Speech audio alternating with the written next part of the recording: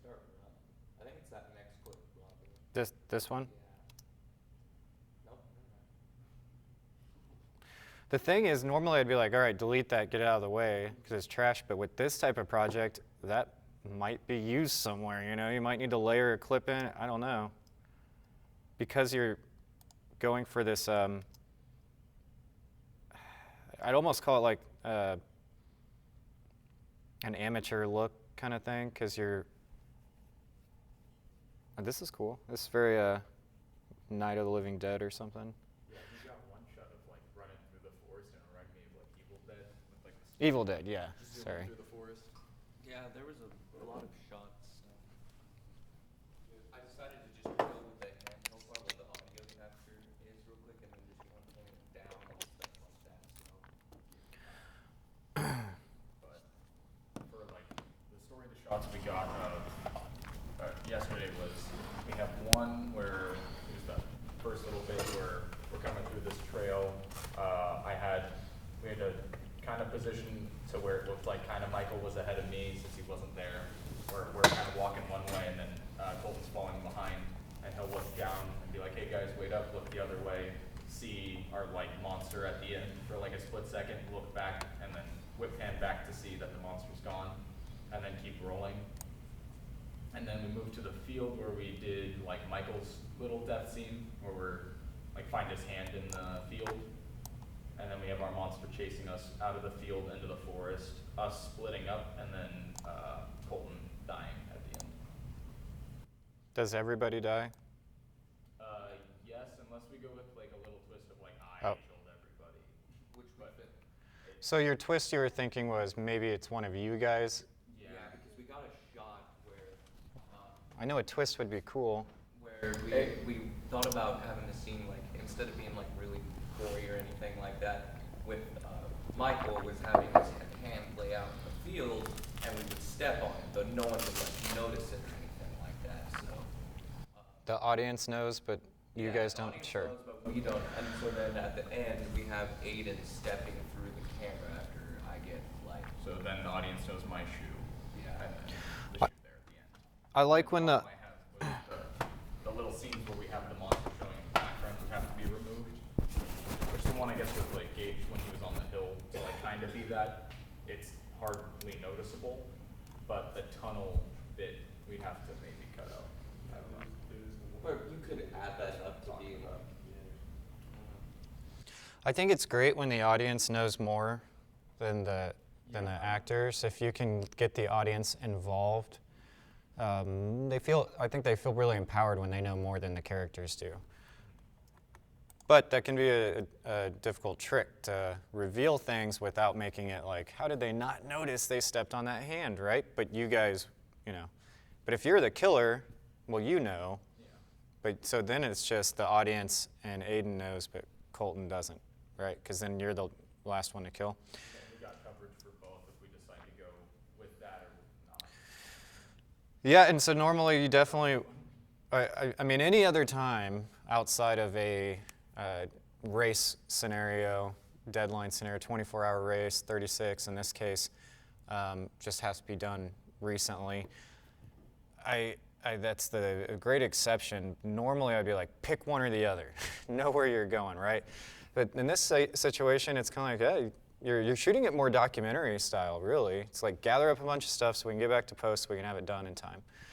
So in that case, yeah, I think it's good to have options. But normally if we were like in script writing about to lead into, let's go get greenlit and funded and cast actors, yeah, in that case you do that.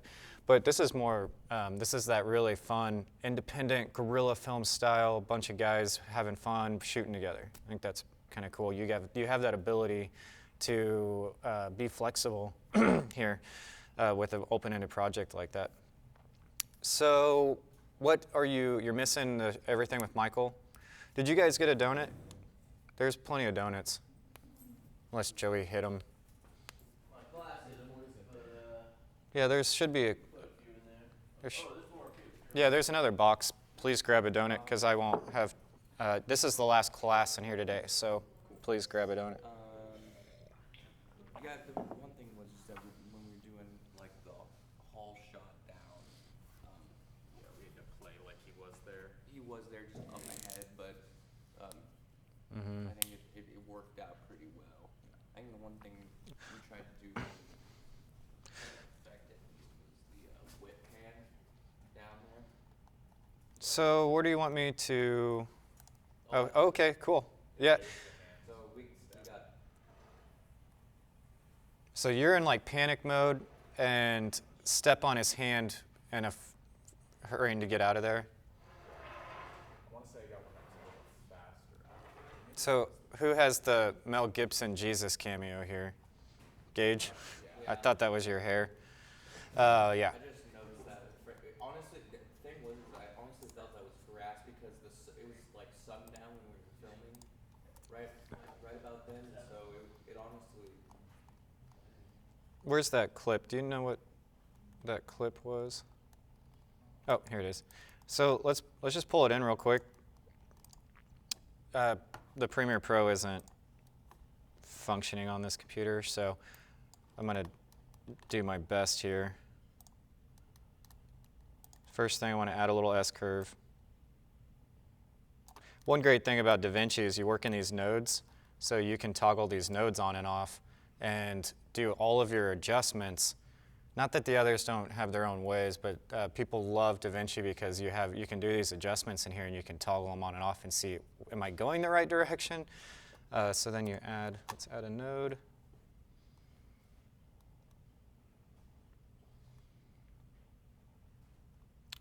Just going to put a corrector on there, I guess.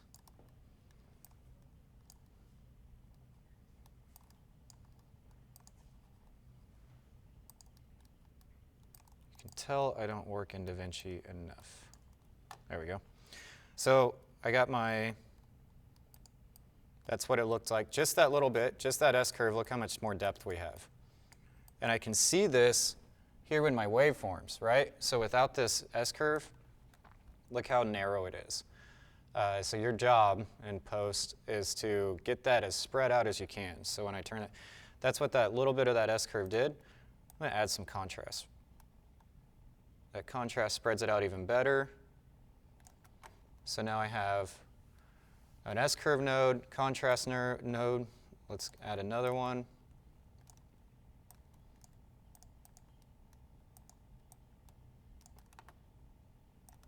And see, they're all connecting here.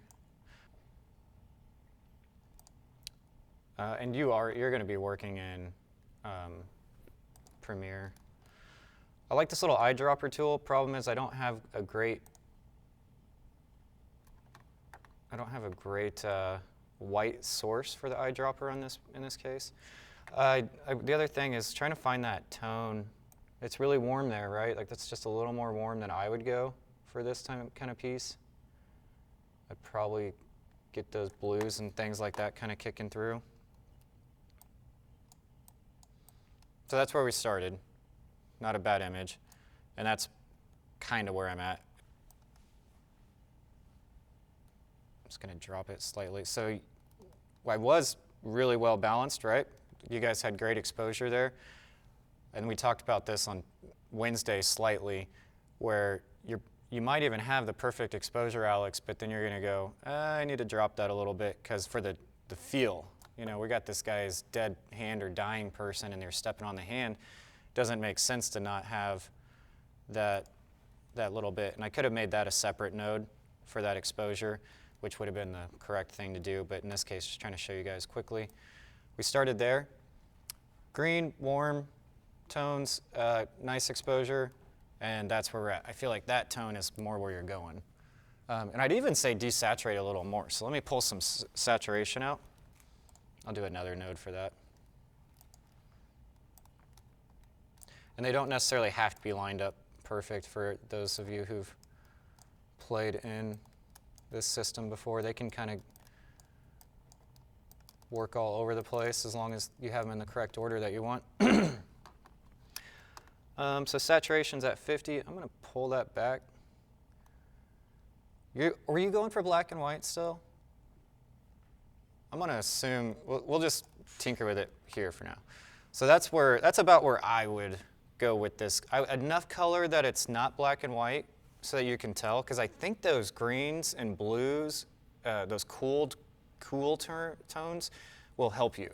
Where black and white does eliminate emotion, but those colors can help you convey some of that like dreary, cold feeling of this hike gone bad.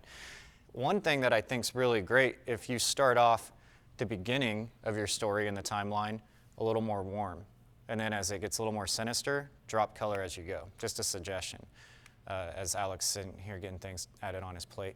But that's not really that hard to do necessarily. You're just going to make sure you don't want to forget as you get through that linear timeline, that linear story.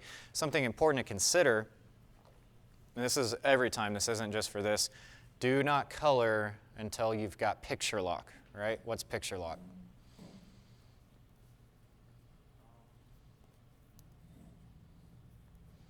You guys know what I mean by picture lock?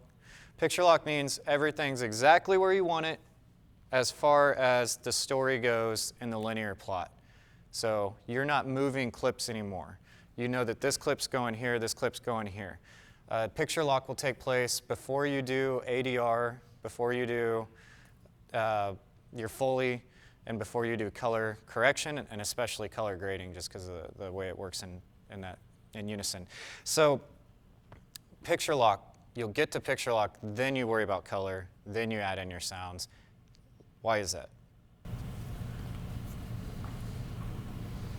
So they like match up going into the next clip? Technically, you're in the right direction, almost where I'm headed with it. The story's there. So what's the point of coloring a clip that you might cut out? So think of it that way.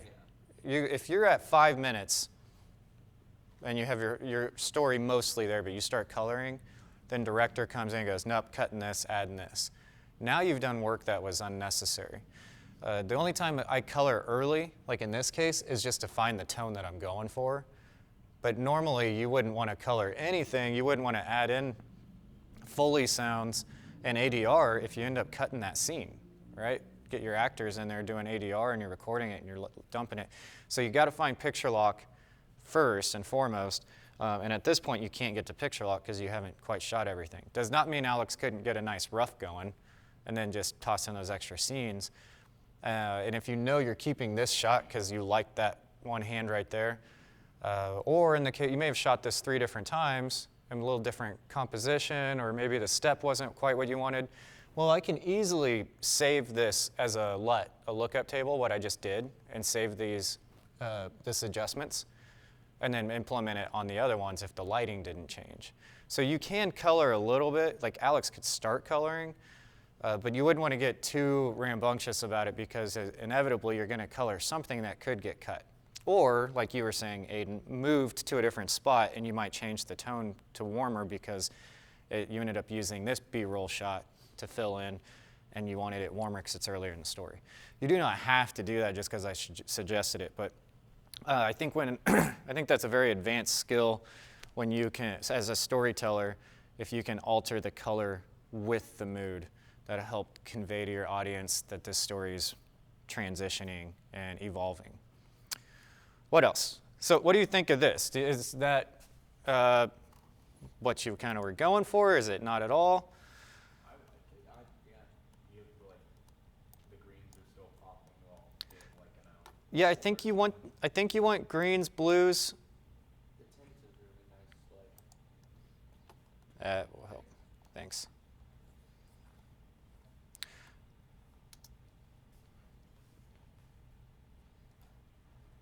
Yep, I like that shadow because he's clearly coming through. How many times did they step on your hand, Gage? 3 times. For the good of the film, you're a trooper, man. Dude, we were at Dillon Nature Center at one point, and we were all wearing shorts, and I didn't look where I was going, and went through like right. So watch your waveforms there. See how they're balancing in the middle. And then when we have our sinister killer come through. Those waveforms are great when you're working in a scenario where your monitor may not be calibrated or just might be an older monitor. In the case of these 5K Retina displays, they're pretty accurate. But what I wrote on the board Wednesday was just a few steps. you don't need to do a bunch in color correction, especially on C-Log, to get it looking really nice. So we also have Luts, lookup tables. You can try some of these. I personally don't like using a LUT. I feel as if a LUT, yes, they were designed to speed it up and get that perfect look that someone else had for another shot, but I'm telling you, whoever made these LUTs wasn't in Dillon Nature Center yesterday with a C100 filming this scene. So I always kind of feel like LUTs are a bit off, but oh, I need a new node.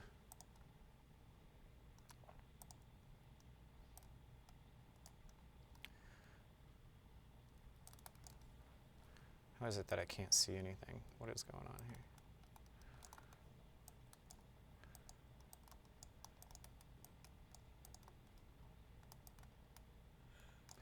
So then if you try, but it's worth looking at, might give you some ideas too if you're not really sure where you want to go with it.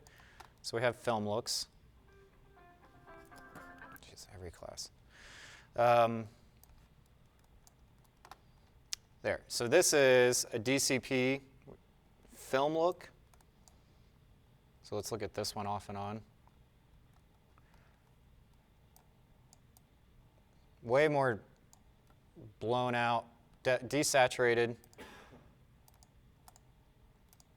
Want to take it off. Maybe I can just.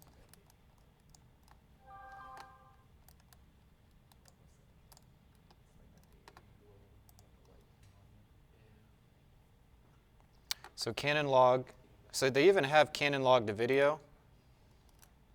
They have Canon log to Rec 709, which looks terrible.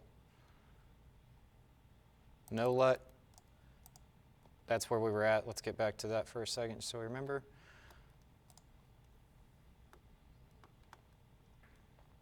What other Canon? Sony S-Log 2 to 709. Looks, again, horrible.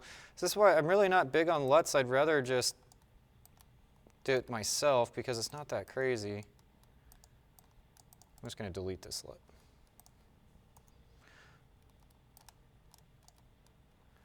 Again, LUTs are great for reference, but how would you have ever got to this if you knew this was what you wanted to do? Like I said, whoever designed that LUT did not have you in mind when you were doing your particular project. So none of those LUTs that I clicked on, just like 4 or 5, were even close to this. In fact, they were way, way, way different. So I would still drop the highlights a little bit. I think that's something I can probably do relatively easily. Just going to pick one here. So your gain tends to be your higher. You see I'm lower and the wheels are going down even more. And now we're here. So I think that's a nice look.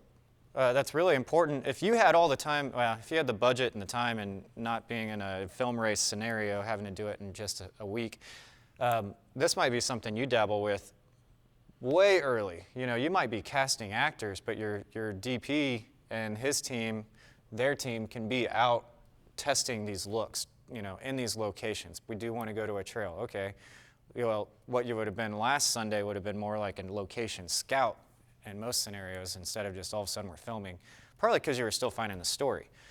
Again, this unique situation where you're just rifled into it is it opens up a great opportunity to be creative. You don't have time to sit and contemplate.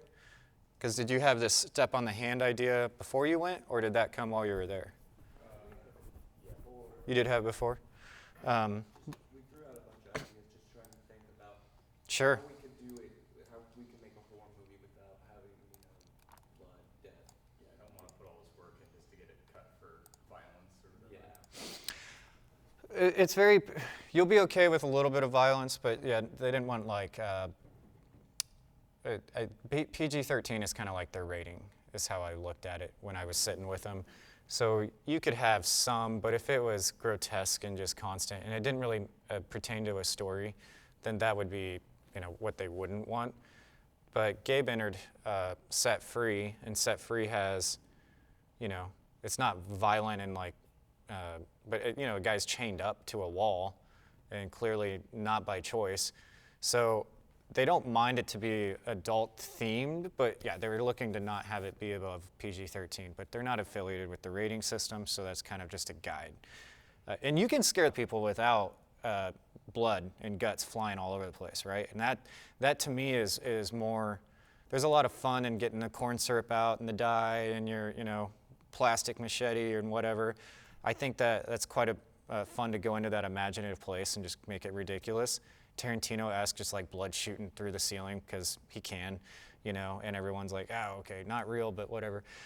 There's something about that almost sarcasm, but in this particular case, I think what we're looking at is, I think there's more skill in building your audience up and then just scaring the crap out of them, and I really believe that translates to most people really well too. So I think that twist that you guys are leaning towards, okay, a good twist will work great in a setting like this, with this type of festival. Explain, you didn't have this twist on Wednesday, so No. did that kind of come about while you were out? Yeah. Which is okay.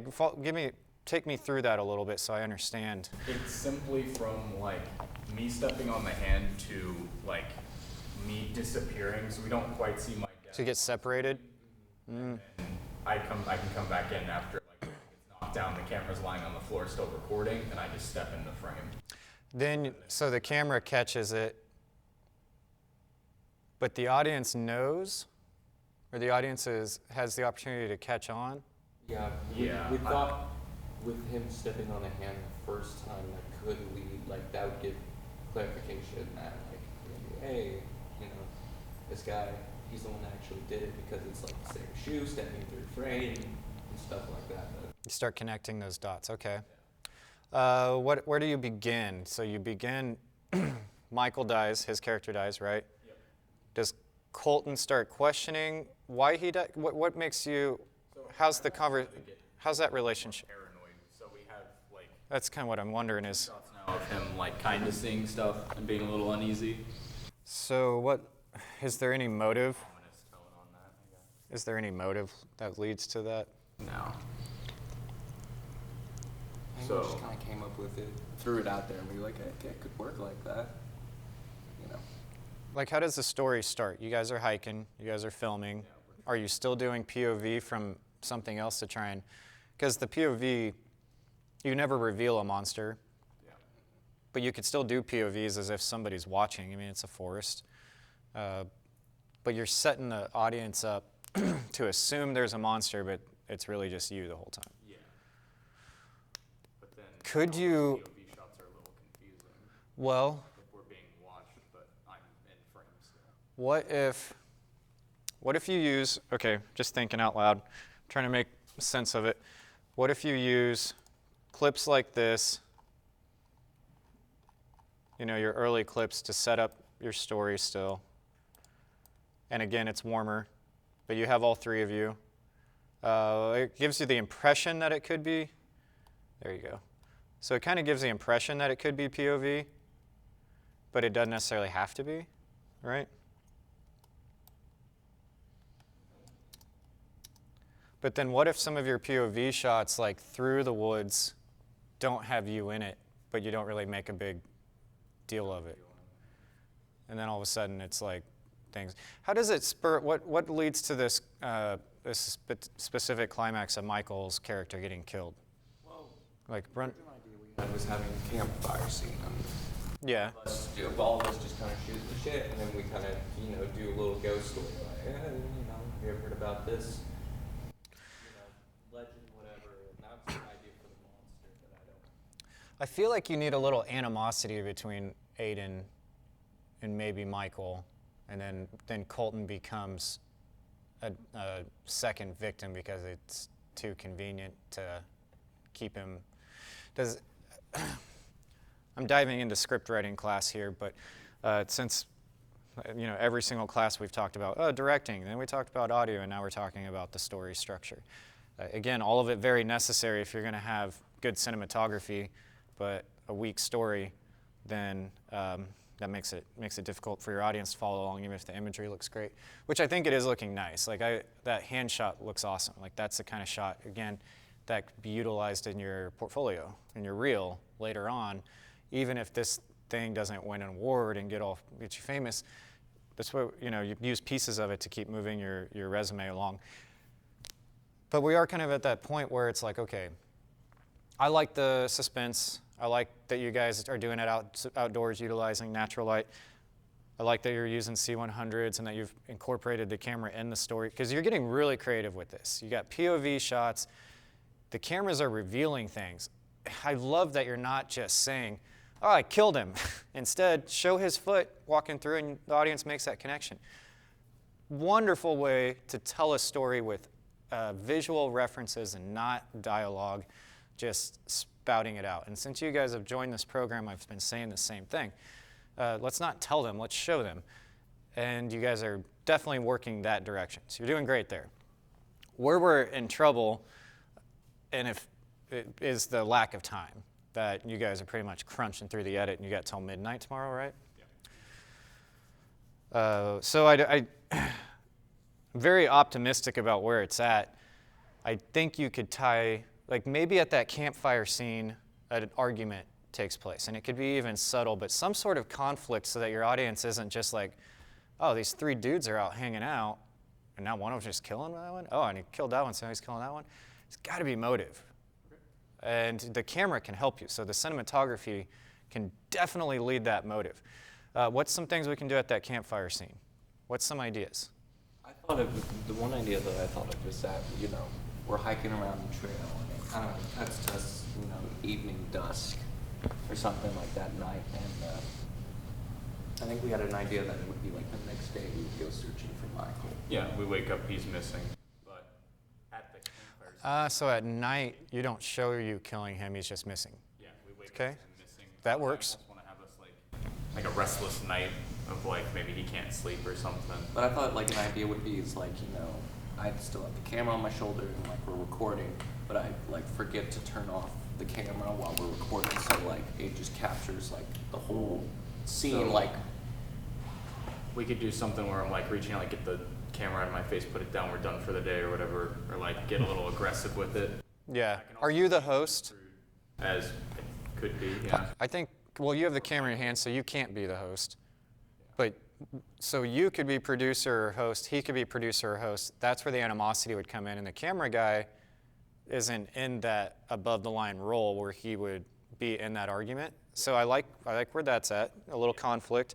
Then yeah, it can also be misconstrued of like, oh, he's just upset because of the heat or the trek that we've gone through already, but then the underlying tones of like something, through the yeah. that progresses in the night. You could easily be like, I want to talk about it, and you could be like, no, we're not bringing this back up. And you don't even have to, this film's short enough that you really, most short films are really just a segment or a scene or a snippet of a larger story, oftentimes.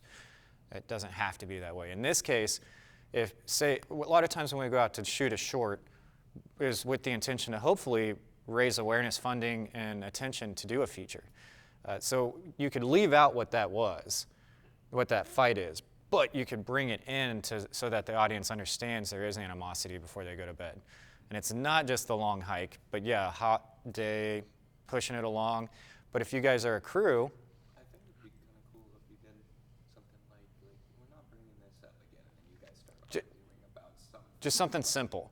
You could easily cut wide and have the three of you sitting around the campfire and you just kind of hear stuff, but you know that like it's controversial.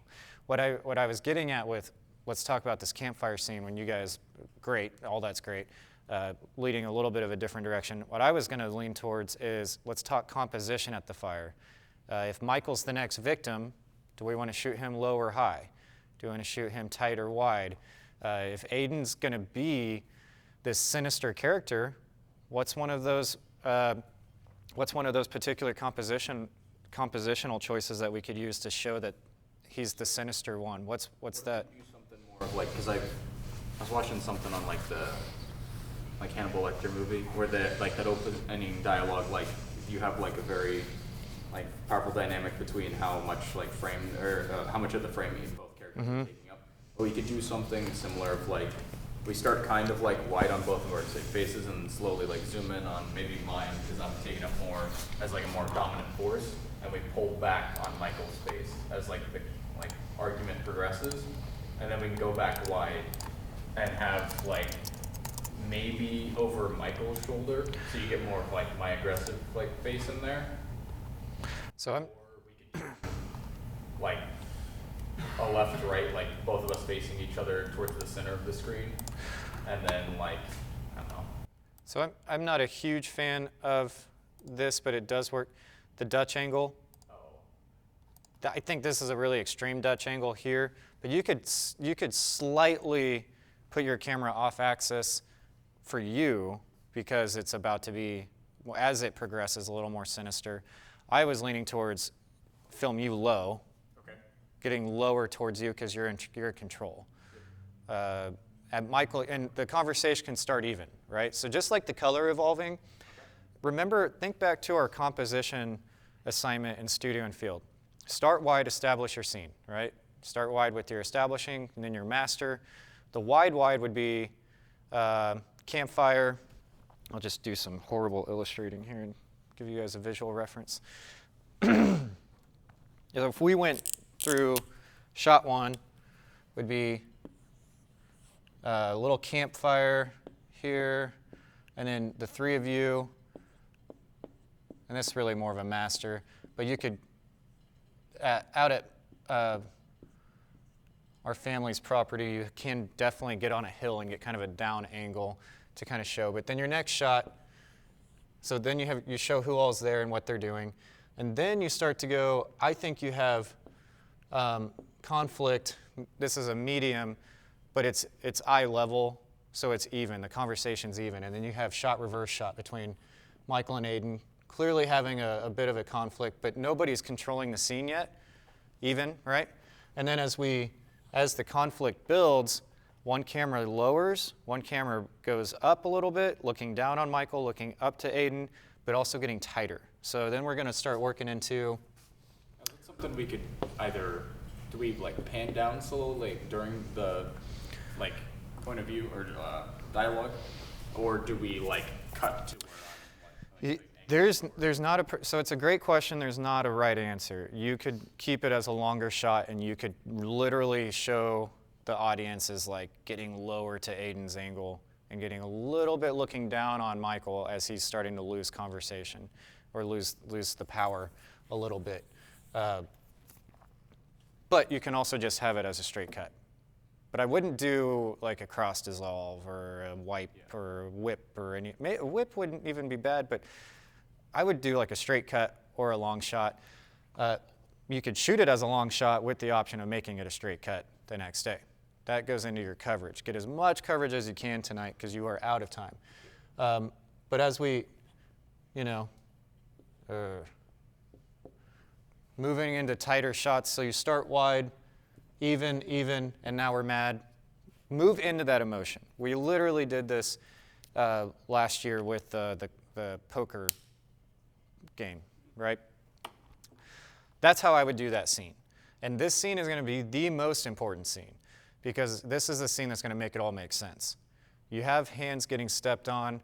You have chaos through the jungle forest.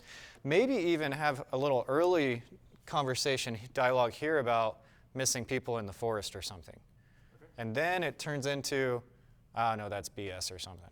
Oh yeah, just like you said on that last shoot, blah, blah, blah. Even. But now you're getting a little angrier, camera gets a little lower, Michael's starting to dial back and just like whatever, camera goes a little higher, but the emotion's there. Colton's like, I'm going to bed.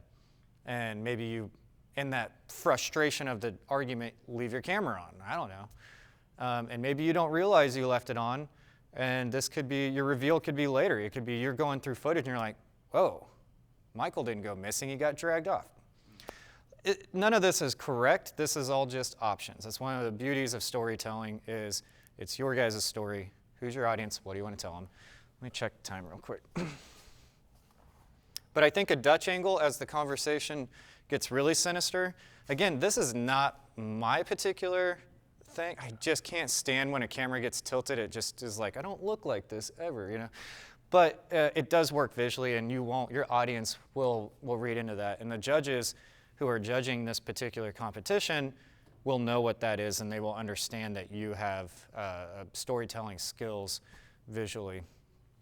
And I still think the least amount of dialogue possible is going to be the cleanest.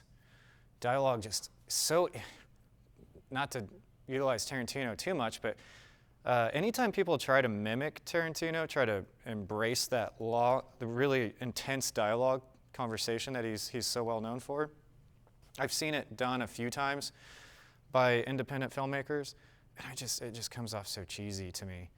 And maybe because they literally like steal lines from his films, or you know the way the controversy goes. But to me, it's I think less is more. We're going for this is cinematography. I don't want you guys talking all the way through the assignment. I want you to show some stuff. And I think you literally have a camera as character, so you're doing exactly that. So keep going that direction. But a little bit of dialogue would help at that campfire scene. I don't know that you need a whole lot before and after. What are you guys thinking? What do you mean before and after? So the campfire scene is if you have your linear plot, you start off, you're walking, going through the trails, hot, maybe stop, but you don't even have to show what you're filming, but you just stop and you're clearly filming Michael showing this thing and like talking, and it's obvious that, and Aiden's over here with the clipboard and he's like checking things off a scene list or whatever. But you don't need to like play out the dialogue from those scenes to convey that, hey, they're out working as a documentary crew. Then you cut to the campfire scene, do a little character development, especially the conflict, and then next morning is where the climax starts to really hit the peaks. You realize Michael's missing. Oh crap, we gotta go look. We were just talking about people going missing in this forest, blah, blah, blah, blah. And then you're on a bit of that frantic. What causes you to start running and moving for some of these more erratic shots? So the original idea was to have like our monster finally appear, and we have a chain, like a close-up on a chain, like swinging through that field. But that doesn't work now if it's that. But we could just do like a strange noise, because it's just us turning around. If we play the idea with Michael, like people missing, it could be a ghost. Like, you know how I say I get an uneasy feeling about this and whatnot? Yeah. Oh, here, this is a good scene here. So this will be warmer because this is before the campfire, right? Yeah. Don't be too discouraged if you realize, oh, we were going with chains and chainsaws, and now we're in a totally different scenario. I would just keep going with the flow and keeping it moving because you got a day and a half left. You have to get in at what time tomorrow to edit? Probably sometime in the morning. I don't know, 10, 11. What time? You're going to want to give yourself some time. It's a good thing you shot on the C100s in 1080, so you'll process these files quicker. But you saw how long I spent coloring. I mean, that's not going to take you long. Getting it assembled, making it make sense. You're going to be at a rough and you're like, crap, what did we forget? And you don't have a lot of time to reshoot. That's what I'm... Are you able to take the footage you have now and assemble pretty rough and leave a space for the campfire? I don't see why not. I think you might want to go ahead and get that going. And I really want to jump into some other stuff next week too. So, but I'd like to reflect on this and see how it all is going. I don't want to just move on to the next thing without concluding how well things went, what we do different. So, because you have the hat on backwards and stuff, I would say that's not a host. I would say you're probably more the producer. Okay. You're probably more like the executive producer, associate producer, that's field producer. You guys are a small crew. Fight over, like he got promoted and I didn't. Yeah. It's the film industry, man. People get mad at each other all the time. Might as well. Yeah, I think a jealousy thing, that could work too. Oh, okay, hold on. So what if we do this little campfire scene? It's supposed to be set for like the show that we're recording, and then so he tells that story, and I'm like trying to call his bullshit on it or something, or that I don't believe it, and he starts getting a little like upset that I'm calling him out while like we're in the process of recording or like wasting footage or batteries, whatever, because we've been out so long, and then I'm like, I go do the whole like get the camera out of my face, turn it off or whatever, and then we go into our argument scene, and we do the whole like getting closer and me angry about be really him good. getting promoted versus me. With that idea, you start off with like how Bobby was saying, like you have cameras kind of all around. Then you like get all the cameras coming on my face, and then I set my camera down, it's still recording. Yeah. That's the scene where you jump to where my camera's But still the, recording. the trigger could be something like he's telling the story and I'm calling him on it, right? And he's like, well, I'm the one who got promoted instead of you, so I have a better Yeah, judgment. it's or my whatever. call. That superiority comes in, and then I Yeah. swaps. I like all that. I think all that's great. Took us a little bit to get here, but really not long. It just had to try some things and get out and see what's working. And I think every time you guys have got together and gone out, you've inspired each other a little more to get further to where that story's at. I think you got something good there. I mean, you could always go method acting, just walk up and slap Michael when he gets there. Just, He's not here. yeah, he doesn't even know. Be ready. You just walk up to him. Does he even know he's getting killed yet? Like, we could go hardcore with that. I think you guys have a good direction that you're headed. What's the agenda tonight? We're running out of time. So if you, Brainstorm some dialogue for that, like back and forth at least, just so we have like what the trigger's gonna be. But yeah, we're gonna go out to Dillon Nature around like 6, I think Michael said. I'm gonna get 1 or 2 more shots with him just to finish the coverage. you're getting Michael's coverage, and then you're going out to film Campfire. And then that should be it. Okay. Well, while we're doing that, we might get a couple more clips of us just walking. You have him dying? Off camera at the very end, yeah. Okay. When he drops the camera and then I step into the frame, or we have the one where I don't step in the frame. I really like that, and this isn't my vote trumps everybody. You guys, this is a, I want to see.